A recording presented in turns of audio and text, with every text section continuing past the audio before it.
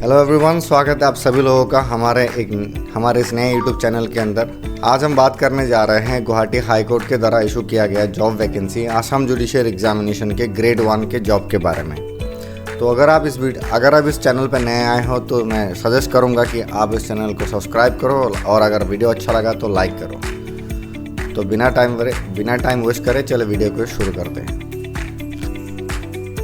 ये जो नोटिफिकेशन आया है, ये नोटिफिकेशन इशू किया गया है 20 अगस्त 2025 के अंदर, जो कि गुवाहाटी हाई कोर्ट ने इशू किया है। तो असम जुडिशियल एग्जामिनेशन के ऊपर ही ये इशू किया गया है नोटिस, और इसके अंदर टोटल हमारा 11 सीट होंगे। 11 जो हमारा पोस्ट के लिए एडवर्टीजमेंट दिया गया है। अभी देखते हैं कैटेगरी वाइज। देखो, अनरिजर्व के अंदर है हमारा 10 सीट होंगे, और फिजिकली जो डिसेबल पर्सन है उनके लिए हमारे एक जो सीट है उसको रिजर्व करके रखा है। टोटल 11 हमारे जो वैकेंसी है वो हो जाएगा। अब इम्पोर्टेंट डेट्स भी देख लेते हैं।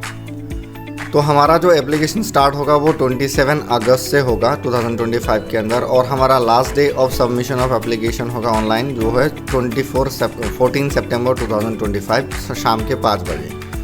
और ये हमारा last date of payment fees होगा 18 सितंबर 2025 के अंदर बैंक ट्रांजैक्शन की बंद हो जाएगा।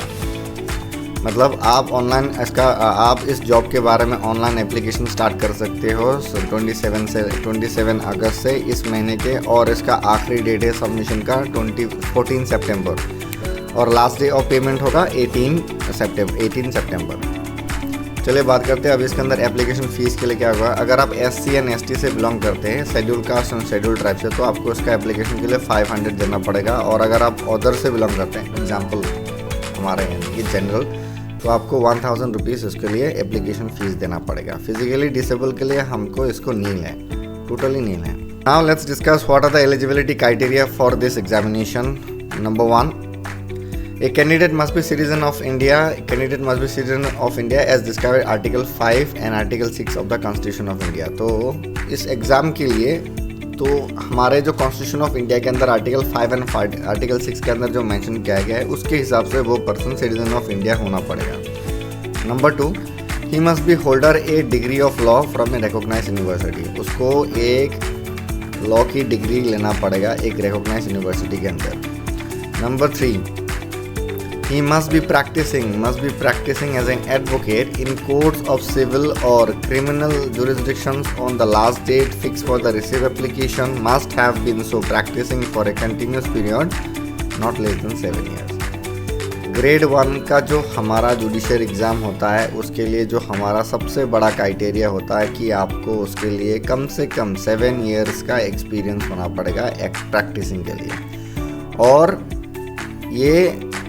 जब आप इस एप्लीकेशन को फिल आउट करेंगे तब आपको एक सर्टिफिकेट देना पड़ेगा कि आपने एक कंटिन्यूस प्रैक्टिस की है 7 साल की, और ये सर्टिफिकेट इशू करेगा हमारा कॉम्पिटेंट अथॉरिटी।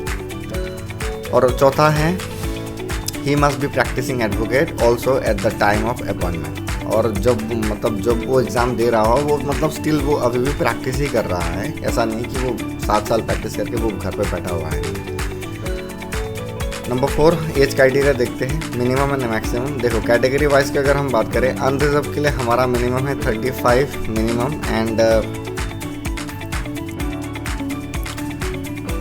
तो एज क्राइटेरिया के बारे में बात करते हैं। तो कैटेगरी वाइज हमारा हो गया अनरिजर्व के अंदर हमारा SC एंड ST, अगर SC ST एंड ST एज हो गया तो हिल एरिया के अंदर तो हमारा मिनिमम होता है हमारा 35 एंड 35 मिनिमम एज होता है इसका। एंड अगर अनरिजर्व के लिए मैक्सिमम एज होता है 45, and category SC and ST के लिए हमारा 48 हो गया हमारा maximum age.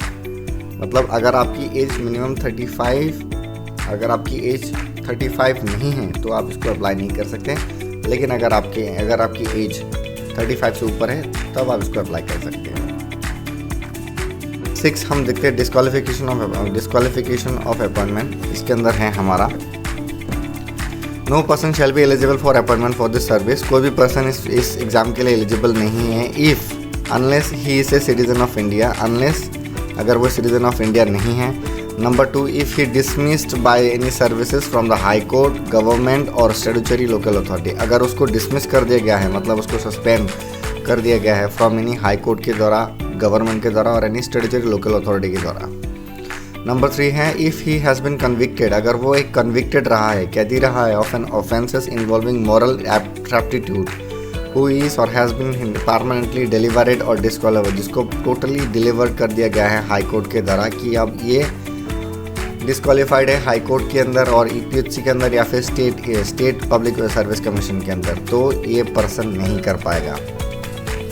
Number 4, if he directly और indirectly influence the recording authority by any means for any candidature, अगर वो डायरेक्टली और इनडायरेक्टली किसी एक पर रिकॉर्डिंग अथॉरिटी को इन्फ्लुएंस करता है by any means of candidate, तब वो पर्सन एलिजिबल नहीं है।